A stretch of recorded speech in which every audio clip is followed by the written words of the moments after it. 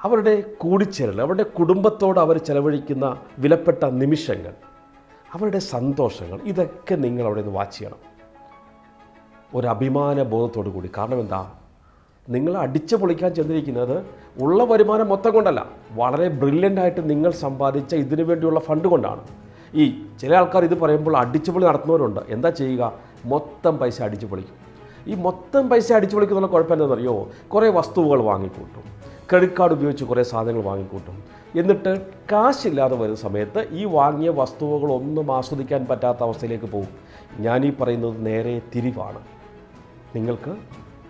നിങ്ങൾക്കായി മാറ്റിവെച്ചിരിക്കുന്ന, നിങ്ങളുടെ പേഴ്സണൽ കെയറിന് വേണ്ടി നിങ്ങൾ മാറ്റിവെച്ചിരിക്കുന്ന, പേഴ്സണൽ എൻ്റർടൈൻമെൻറ്റിന് വേണ്ടി നിങ്ങൾ മാറ്റിവെച്ചിരിക്കുന്ന ഈ പണത്തിന് ഞാൻ ശരിക്കും അതിൻ്റെ കാണുന്ന വാല്യൂ എന്താണെന്നറിയോ, നിങ്ങളുടെ റിസീവിങ് പവർ കൂടും. നമ്മൾ മണി കണ്ടന്റിനെ കുറിച്ച് ആദ്യം പറഞ്ഞു ഓർക്കുന്നുണ്ടോ? നിങ്ങളുടെ മനസ്സിനെ കൈകാര്യം ചെയ്യാൻ പറ്റുന്ന തുക, ആ കണ്ടന്റിൻ്റെ വലിപ്പം വലുതാവും. റിസീവിങ് പവർ, കാരണം നമ്മുടെയൊക്കെ റിസീവിങ് പവർ ഇല്ലെങ്കിൽ നിങ്ങൾക്ക് എങ്ങനെ, നമ്മുടെ ചാനൽ ഞാൻ നേരത്തെ പറഞ്ഞിട്ടുണ്ട്, നമ്മൾ ആവറേജ് ആവാനുള്ള ചാനലല്ല, റിച്ച് ആവാനുള്ള ചാനലാണ്.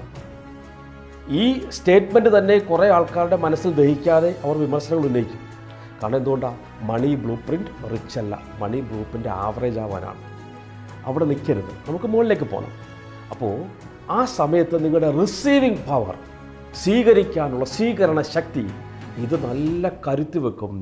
നിങ്ങൾക്ക് അഭിമാനത്തോടെ മനസ്സിന് ഇന്നേ വരെ അപ്രാപ്യമായ കാര്യങ്ങളിലേക്ക് നിങ്ങൾക്ക് പണം ചെലവഴിക്കാനുള്ള സ്പെൻഡിങ് പവർ വരുമ്പോൾ